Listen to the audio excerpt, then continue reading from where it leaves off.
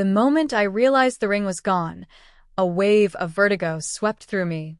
My grandmother's wedding ring, a piece of history, a symbol of love and continuity, had vanished from my dresser, and with it, the future I had imagined. I sank onto the edge of the bed, my chest tightening as I tried to breathe through the shock. For a moment, everything felt fragile, like a house of cards on the verge of collapse. Ethan had texted earlier, promising he was caught up at work, a project with Maya, his assistant. I wanted to believe him. I wanted to trust that the life I thought I had with him still had some semblance of reality.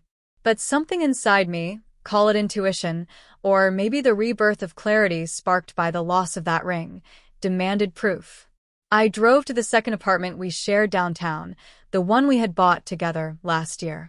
The streets were quiet, but my heart beat like a drum in my chest. I arrived and noticed the door was slightly ajar. That should have felt like a minor oversight, a key left in the lock. Instead, it felt like an alarm, a silent warning I hadn't been ready to hear. I pushed the door open.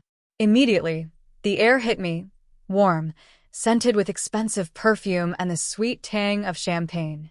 The lights were dim but inviting, as if someone had been expecting me to arrive, to witness whatever tableau awaited inside. My pulse quickened. Something was wrong.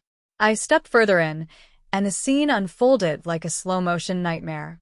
Ethan and Maya were there, laughing, glasses in hand, the soft clink of crystal against crystal echoing in the open space. Maya wore a new diamond ring, huge and ostentatious, sparkling under the light.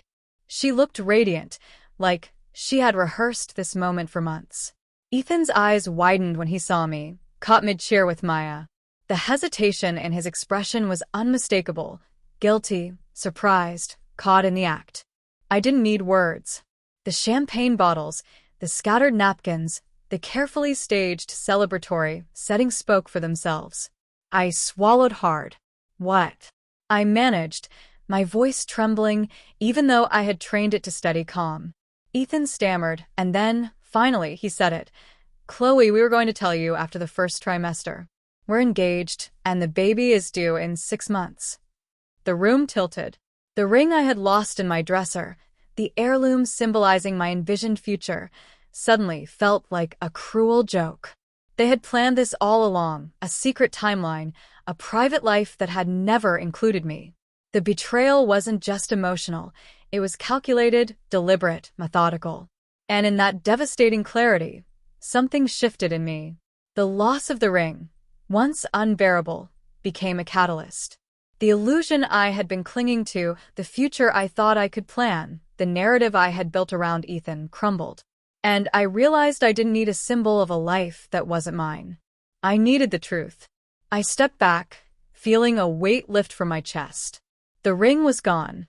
The engagement was real. The betrayal was undeniable. And yet, in that emptiness, I felt reborn. I could start again, not clinging to expectation or pretense, but building something grounded, something real. I just needed guidance, someone who understood ethics, integrity, and the courage to act. I pulled out my phone and dialed Professor Alistair. He had always admired my intellect, my rigor, and now I needed his guidance more than ever.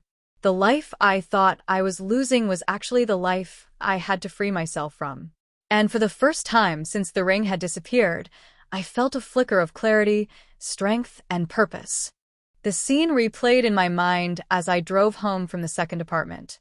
I couldn't escape the image of Ethan's face, the forced cheerfulness, the calculated pride in Maya's sparkling ring. My fingers curled around the steering wheel, knuckles whitening, but beneath the anger and heartbreak, a new awareness had begun to bloom. The life I had envisioned with Ethan, the shared plans, the assumed future, had never truly existed. It was an illusion, carefully curated by someone who saw me as expendable. By the time I reached my apartment, my pulse had slowed enough for rational thought to seep in. I needed clarity, a plan, not an emotional collapse that would only give them power over me. I locked the door behind me and sank onto the couch, my mind tracing every interaction, every subtle hint I had ignored, every misalignment that now screamed betrayal.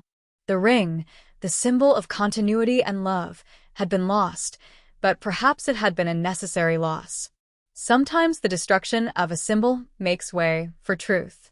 I picked up my phone and scrolled through old messages from Ethan. The flippant texts, the subtle omissions, the way he always dodged questions about his schedule, it all pointed to a pattern I had been too blind to see. And now, seeing the proof firsthand, I realized that Maya wasn't just a temporary distraction. She was a carefully orchestrated replacement, a strategic partner in a life that had intentionally excluded me. The realization ignited a strange mixture of fury and liberation. Fury because I had been deceived, yes, but liberation because the veil had finally been lifted. The future I had been clinging to, represented by a lost ring, was gone, and with it, the chains of expectation. I didn't need their validation or their timeline.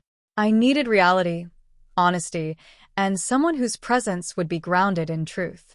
That night, I reviewed Ethan's financial records, his project files, and client interactions. Subtle anomalies began to emerge, small but consistent patterns that suggested misuse of my work, my financial planning strategies, my client lists, my proprietary methods. It was a calculated exploitation, and I now had the clarity to act on it. I realized that the betrayal wasn't just personal, it was professional, and it demanded a precise, ethical response. I reached for the contact I had hesitated to call for years. Professor Alistair, my former university mentor and a man whose dedication to ethics was unwavering. His guidance had always been sharp, unyielding, and intellectually rigorous, exactly what I needed now. I knew that with his expertise, we could not only expose Ethan's misconduct but reclaim the power he had tried to steal from me. As I dialed his number, a sense of purpose settled over me. The party, the engagement, the impending child, it no longer held the ability to intimidate or control me.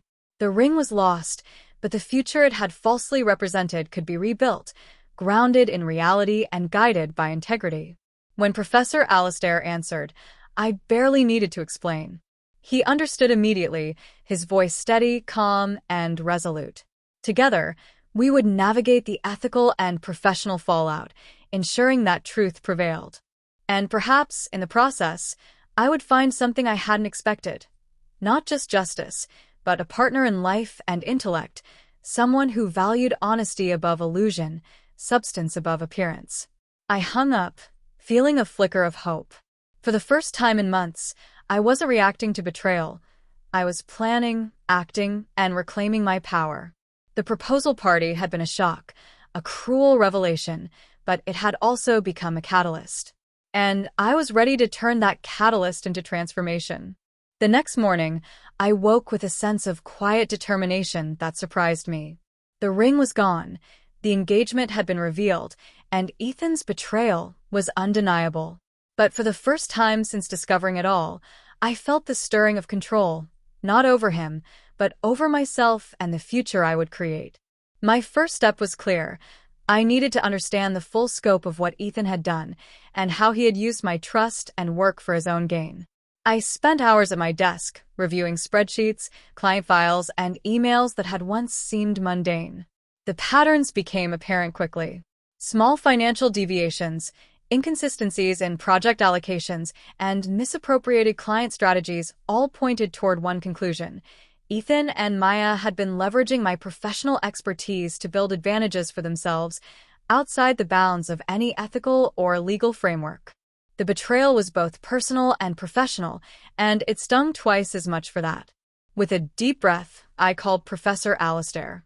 His voice was calm, measured, and somehow grounding.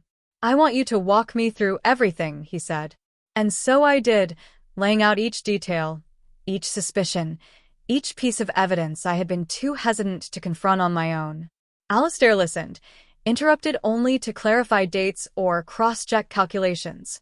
There was no judgment in his voice, only a relentless commitment to precision and justice, exactly what I needed in that moment. By mid-afternoon, we had developed a plan. Alistair's expertise in ethics and compliance meant he could guide me in documenting each instance of misconduct in a way that would be indisputable. We created an exhaustive record: emails, financial discrepancies, project files, and communications with clients. Every detail mattered. Every misstep had to be verifiable and undeniable. As we worked, I felt something I hadn't expected: a sense of partnership, a quiet connection with someone who valued not only truth, but the integrity with which it was pursued. Professor Alistair's presence was steadying, his insight razor-sharp, and his respect for my intellect palpable. I had spent so long doubting my own perceptions, my instincts, and my judgment, and yet here was someone validating every thought I had, every suspicion I had nurtured, and guiding me toward actionable clarity. Hours passed unnoticed. The hours of painstaking review were interspersed with moments of reflection, of realizing that the loss of the ring, the exposure of the engagement, and the discovery of Ethan and Maya's collusion were not just moments of pain, but catalysts for something far more meaningful: my own agency, my own rebirth. By evening, the ethical audit was complete. Every piece of evidence was cataloged, cross-referenced, and supported with irrefutable documentation. The scale of Ethan's misconduct was staggering, and I felt a mix of vindication and resolve. This wasn't just about exposing him. It was about reclaiming my work, my dignity, and my ability to trust myself again. And somewhere in that meticulous process, I noticed my feelings shifting. I wasn't just grateful for Alistair's guidance. I was drawn to his integrity, his intellect, and the way he treated me as a partner, not a subordinate or a pawn. In the midst of betrayal and upheaval, I realized I had found someone who aligned not just with my professional values, but with my personal ones as well. The path ahead was clear: expose the truth, protect my work, and embrace a future founded on honesty and genuine connection. And for the first time since the engagement party, I felt a spark of something stronger than anger or hurt: the quiet, steady flame of hope. The morning air was crisp as I arrived at Ethan's office, a place that had once felt like neutral ground but now smelled of betrayal and deceit. The audit I had compiled with Alistair was organized, airtight, and impossible to dismiss. Every manipulated spreadsheet, every misused client account, every piece of evidence pointing to Ethan and Maya's calculated exploitation of my work was documented, cross-referenced, and ready. I didn't want anger to lead me. I wanted precision. The loss of the heirloom ring, the engagement, and the pregnancy revelation had been raw, emotional blows, but now I was reborn, focused, calm, and methodical. I knew my voice mattered, even if this confrontation wasn't meant to be loud or public. It was meant to reclaim power, integrity, and clarity. Ethan looked up from his desk as I entered, his usual confident smirk faltering when he noticed the binder in my hand. Maya wasn't there. She had the sense to avoid the fallout, leaving him to face the consequences alone. I set the binder down deliberately, the weight of it echoing like a judge's gavel. "I've gone through everything," I said steadily. "Every misappropriated account, every unauthorized use of my client's data, every financial discrepancy that traces back to you and Maya. It's all here, clearly documented." He opened his mouth, but I raised a hand. "Save it. I'm not here to argue. I'm here to clarify the record and ensure that what's been done with my work and my trust is exposed.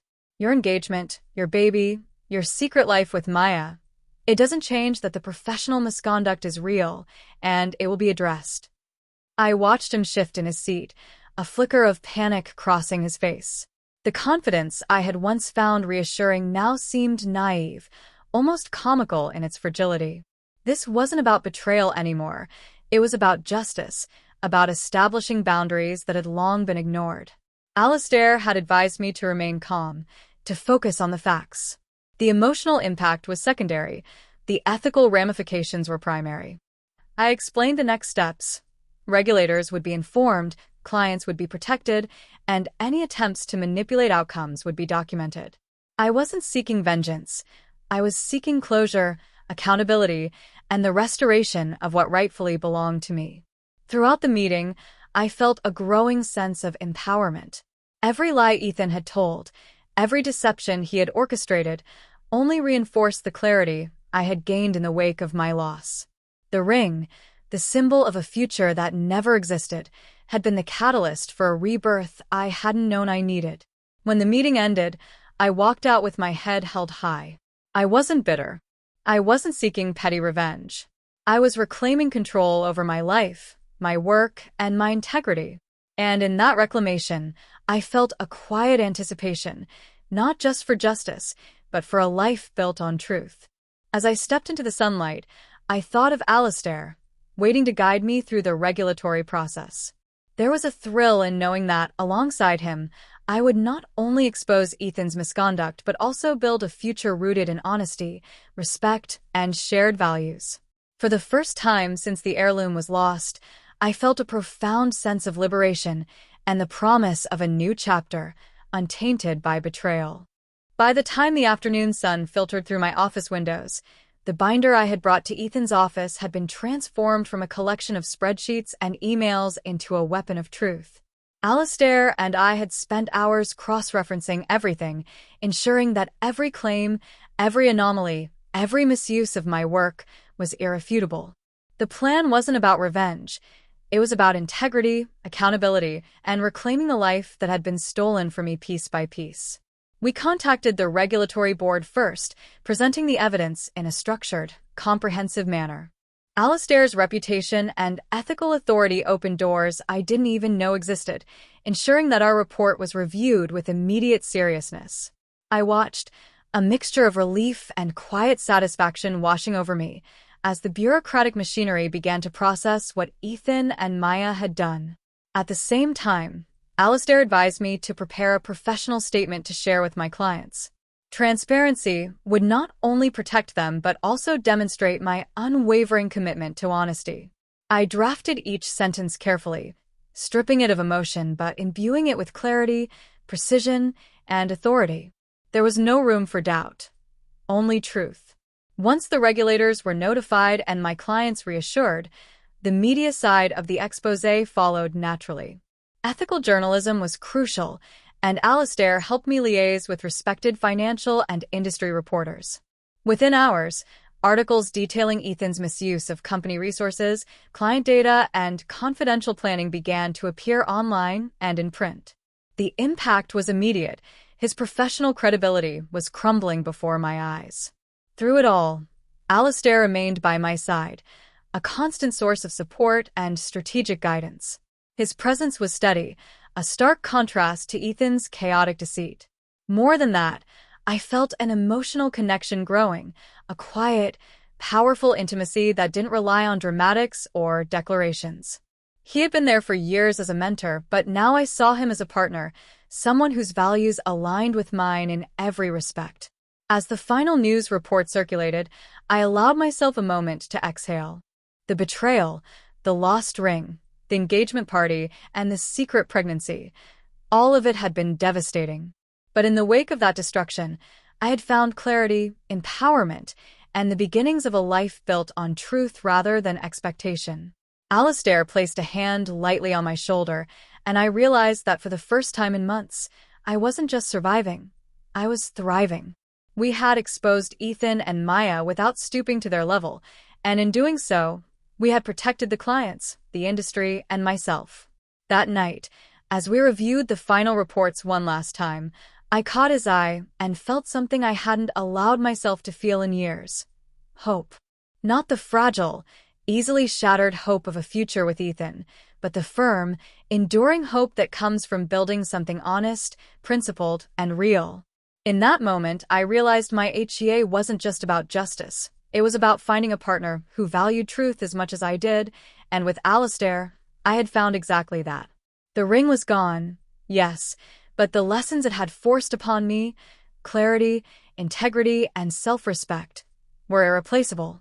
And with Alistair, I could finally begin a life unburdened by deceit, grounded in the certainty that what we were building together was real, ethical, and profoundly ours. After the regulatory notices and industry exposés were complete, I finally allowed myself to step back and breathe. The whirlwind of betrayal, professional sabotage, and shocking revelations had left me emotionally raw, but for the first time, I could see the aftermath clearly, and it was mine to shape. I wasn't defined by the deceit I had endured, but by the strength I had cultivated in response. Sitting across from Alistair in his quiet study, I realized how much I had underestimated the power of truth. His calm presence, his unwavering commitment to ethics, and the way he listened without judgment made it easier to untangle the mess of emotions that had accumulated over months of deception. Slowly, almost imperceptibly, the tension in my shoulders began to release, and I felt the weight of betrayal lessen. I spoke to him in fragments at first, still cautious with words, testing whether I could trust my own voice again. Alistair didn't rush me.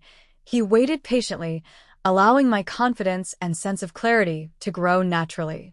The more I spoke, the more I realized how toxic my previous attachment to Ethan had been, not just in the lies he told, but in the way I had ignored my own instincts to maintain the illusion of stability. We talked about the lost ring, the heirloom that had represented my expected future, and I found myself laughing softly, a sound I hadn't heard from myself in months. The ring's absence was no longer a symbol of pain, but of liberation.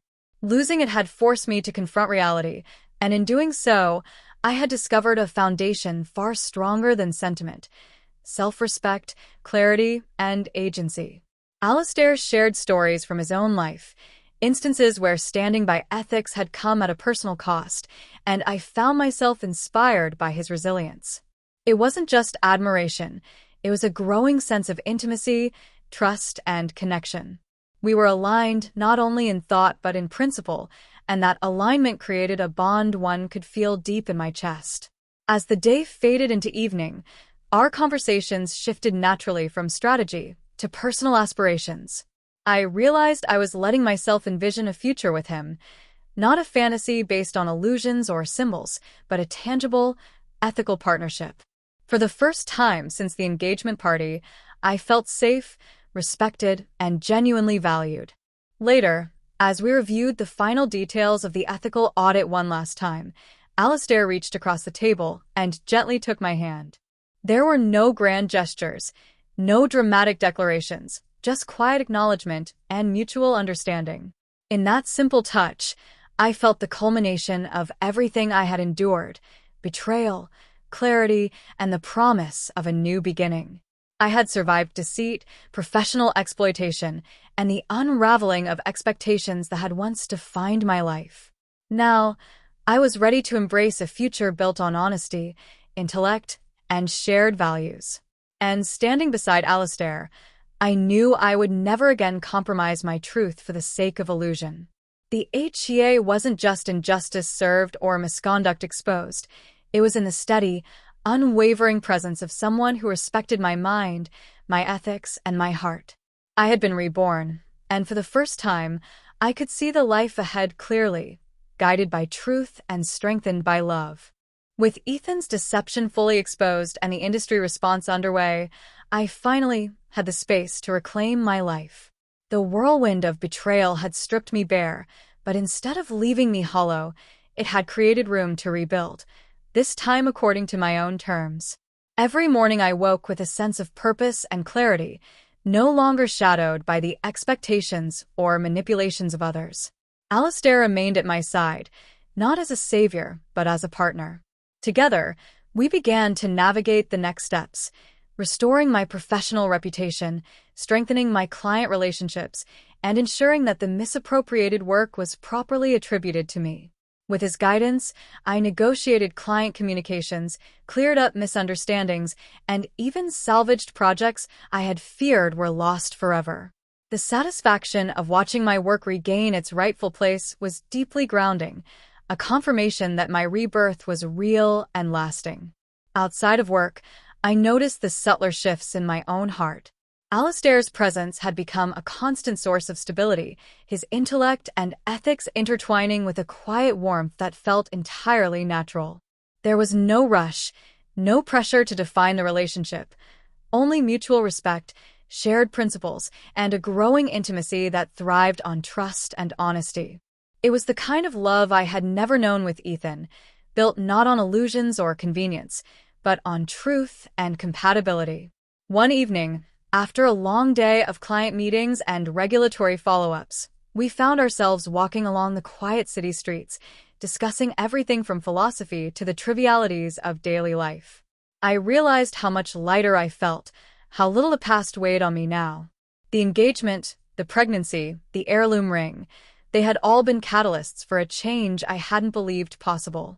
Alistair's hand brushed mine as we walked, and for the first time, I felt entirely safe letting myself hope again. The trust one had learned to rebuild with myself extended naturally to him, and I knew that this partnership was something I could rely on intellectually, ethically, and emotionally. In this newfound equilibrium, I began to enjoy life again. I explored creative projects I had set aside, engaged with clients with renewed energy, and even allowed myself moments of quiet joy that had previously been impossible. Every success, every small triumph, reinforced the clarity I had gained from my rebirth.